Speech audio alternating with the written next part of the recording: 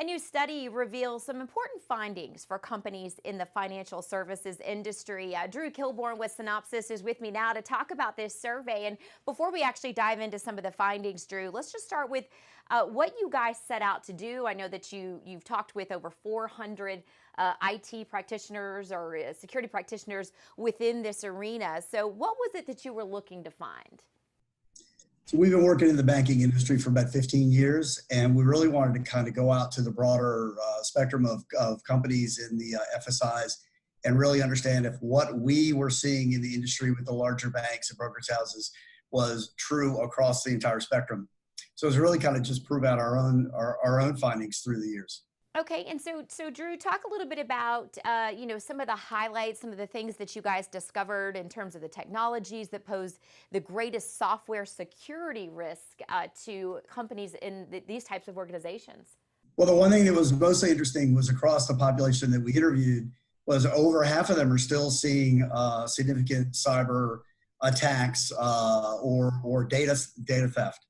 And it's interesting because we've been working with the larger banks for a lot of years. We work with the top 16 or 16 of the top 20 banks in the world and feel that their programs are pretty top notch and that they've done a good job of building holistic programs to secure their software. But yet still half of the population are still seeing problems. So when you dig into the report, you see that one of the big gaps across both big banks and small banks is third-party software. So people are not dealing with their third-party software risk well.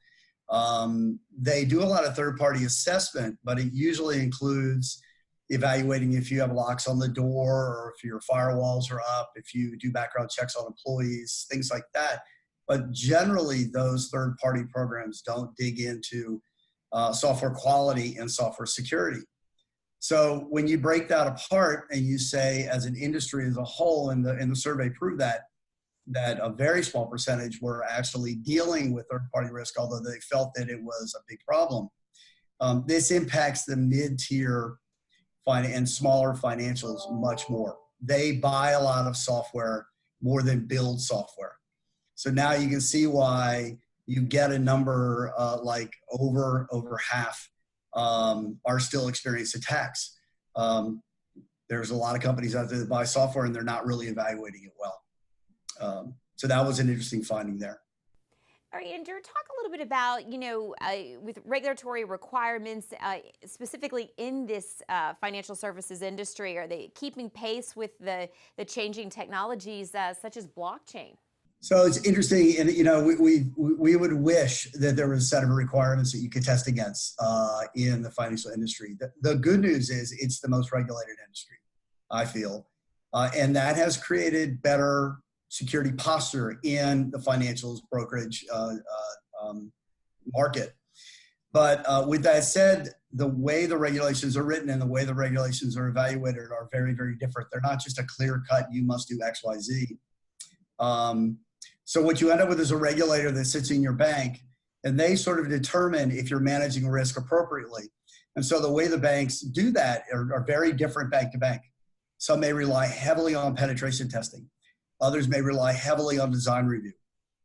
Completely different methodologies, yet the federal regulators will say, we bless you and you're managing your risk well. And I think it's okay when I look at those banks and what they've done. So regulation is a tough one to hang your hat on. The one that has, I guess, some level of teeth is PCI. The problem with PCI is it's a very low bar, proven by the fact that the largest hacks in the industry, Equifax, Home Depot, Anthem, Target, all were companies that passed their PCI audits. So PCI is trying to put more teeth into the next set of regulations. And one of the things I really like what they're doing is they're gonna specify that you have to have a software security program. And the program goes beyond just testing. The program is about policy, it's about governance, it's about use of tooling in the SDLC. So I think through that, we'll get a better regulation there, although I still feel the bar will be pretty low and the companies are gonna still have to step up and manage this risk on their own. And when you talk about the organizations that are impacted here and some of the hacks that they're seeing, things that are happening to them, did they report like the types of security breaches that they were having, how large or how small that they were having, or just how prepared they were or weren't for them? We didn't really go into the impact of the breaches. We dug into some data around was it a PII theft or was it ransomware? Surprisingly enough, I think over 30%, about 38% were ransomware attacks. So that becomes something that's kind of new and novel in the industry. I didn't realize that was that big, that people are taking control of people's environments and demanding cash or some level of payment. But we didn't go into specifics of exactly how the attacks were done or, are there common mistakes that people are making. We are still seeing common mistakes in our testing with the big banks and in the mid-tier that we work with.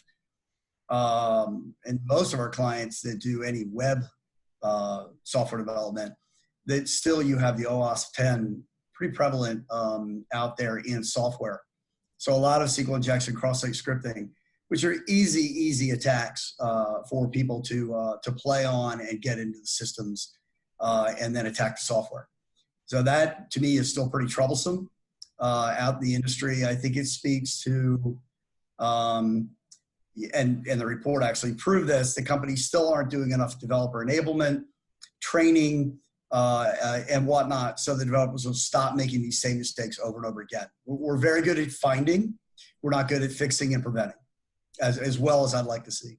Okay, so Drew, are there things specifically that you guys are recommending? Are there, things that companies need to do? How do they get a better handle on this? Yeah, so there's a couple things. The other thing that came out in the report, in particular, it spoke to the third-party software problem that I was talking to earlier, is open source. So open source is very prevalent through all software.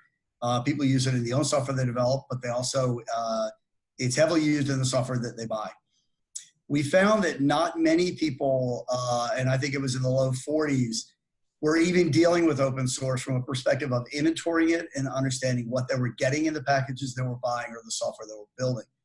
Moreover, very few, I think it was about 15 to 20%, were using tools to really understand what's going on in their open source and being able to manage it. All right, so if you couple that with the fact that we have an audit group that does a ton of open source auditing throughout the world every year. What we found in those audits is 60% of all open source have security vulnerabilities in them, and over 40% have critical security vulnerabilities. All right, so we know the open source in the market have bugs. People are absorbing that software into their enterprise, but they're not looking at it, they're not evaluating it, and they're not understanding it, right? So hence you have a very big problem from that intake method. So we think people have to get their arms around open source, and it's great you can put a tool in place, and that's a solution. You need to build a program around that for what you do when you find those vulnerabilities in software that isn't scheduled for release this year. How do you fix it? Do you fix the software and re-release it to the market? Do you wait for the market to release it back to you? How do you get all of your other software off the shelf and fixed and re-released? To me, that's a big problem that the industry has to deal with, and it goes along with this third-party problem that I think is not helping the industry along. Yeah, most certainly. And Drew, in terms of the percentage of organizations that seem to be concerned that, say, a malicious actor may target, their software, how many seem to be worried about that? I think they're all worried about that, and they're all trying to put walls up where they can. There's a lot of still network security going on to try to block people out, but the reality is in the end, you open yourself up to let people come in to do business with you, and then you're in the software. So I don't have any customers that still aren't worried about data breaches and breaches of their software and trying to protect it. And, Drew, when you take all of these findings as a whole and you look at them, did it surprise you, the findings, or is this pretty much what you thought you would learn? So the other thing that was a little surprising to me was people still are relying on penetration testing at the very end of the cycle to do most of the work of finding defects.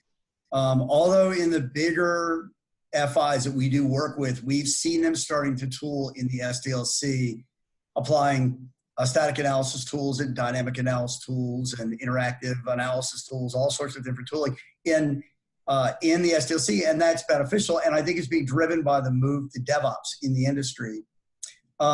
Still, the study says that a very small portion of the FSIs are using tooling in the SDLC. So still the primary method for finding bugs is waiting to the very end and then trying to test. And the problem with penetration testing is they're fixed time box tests. You can't possibly get enough coverage. And really, you need to use your pen testing for your business logic testing, so you won't be finding and looking for your SQL injection, cross-site scripting, and those things. They could be stripped out earlier in the cycle, way left by tooling. So I found that was kind of interesting because, personally myself, we've deployed a lot of tools at the big FIs, and that's worked well. But I was surprised in a survey of 400. Still a very small population have embraced tools in the SDLC. Yeah, and Drew, security is obviously something that's top of mind, and it should be for really every company in every industry. But something is this industry, as vulnerable as financial institutions can be. How do you and people that are working within them get really nervous and concerned about how they can fend off these attacks? How do you make them feel a little bit better about, yes, there are things you can do and there are ways to get out in front of this? So I have, the interesting thing is, because I'm in a consulting organization, I see a bunch of customers. I can see wins and I can see losses. So I have several customers that are big, large banks that have completely reduced their cyber fraud to number 3 or 4 on their list of fraud, which to me is huge, because other areas of fraud would be like ATM fraud and check washing and other things like that surprise me still go on. So they were able to do it. They've been able to fix their software. They've been able to really push the hacks out. And so that gets me excited. I also have a customer who looked at this problem a different way. They didn't look at it from risk. They looked at it cost savings and development, which I think is really interesting, because most of the pushback against dealing with security in software is it's going to take us longer and cost us more money. So this gentleman surveyed his program after 3 years at a large healthcare insurance company. And what they found was they're saving about $21 million a year in software development costs, which means they could do more for their customers, provide more value to their customers. And as a secondary benefit, he reduced risk in the enterprise. So I like that he always sells his programs on dollar saved, which I think is interesting. It gets CIOs to back him and to get behind deploying tools and techniques and developer enablement in the enterprise, because they see the direct cost benefit. And so I get excited about seeing that there's some good wins out there. And I get depressed that there's still some large banks out there that aren't doing as well as their peer sets, that still haven't got into central programs, and they're still doing things piecemeal. So it's an interesting industry that's pretty diverse from that perspective. But I think from broad strokes, getting their arms around third-party software, whether you're big or small, I think will have a huge impact, and open source software have a huge impact on the industry as a whole, and securing the software in a better way. Yeah, indeed. All right. Well, some great insight from you, Drew. We certainly appreciate it. And if you'd like more information on this study, make sure you check out Tech Republic and ZDNet.